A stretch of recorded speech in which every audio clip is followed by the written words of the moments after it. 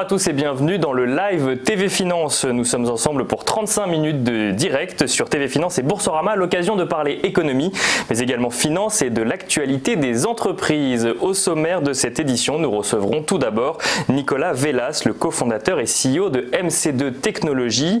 Nous suivrons ensuite l'ouverture de la Bourse de Paris avec Eric Seban, trader et coach chez Perceval Finance. Nous ferons ensuite un focus sur les market movers du jour avec Dorian Abadi, formateur en analyse technique.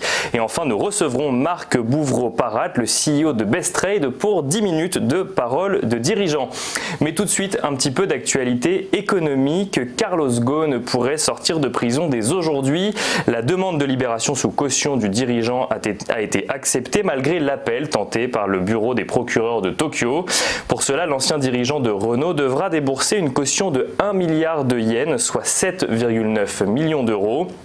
Ce dernier pourra ainsi retrouver sa famille, mais vivre sous la contrainte de caméras de surveillance installées à l'extérieur de son appartement, où il devra résider jusqu'au procès.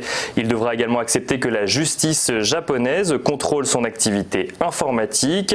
Ce dernier a déclaré par la voix de son entourage « Je suis innocent et résolument déterminé à me défendre vigoureusement dans un procès équitable contre ces accusations sans aucun fondement ». Deuxième actualité du jour, plusieurs banques européennes sont actuellement visées par une accusation de blanchiment d'argent. L'information est issue du rapport de collectif de journalistes à l'origine des Panama Papers. Ce dernier indique que plusieurs milliards de dollars auraient été blanchis par la banque d'investissement russe Troïka Dialog, puis auraient transité par la Lituanie avant d'arriver sur des comptes en banque détenus par des Russes en Europe de l'Ouest. Ces fonds auraient ensuite servi à acheter de manière légale des bijoux, des yachts ou encore à payer des frais d'école privée. Parmi les banques visées figurent ING, Deutsche Bank ou encore Crédit Agricole via sa filiale Indosuez. Troisième actualité ce matin, sur plus financière, celle-ci, Vivendi se dégage d'Ubisoft. Le groupe détenu par Vincent Bolloré a annoncé hier avoir vendu la totalité de sa participation de 5,87% dans le capital d'Ubisoft.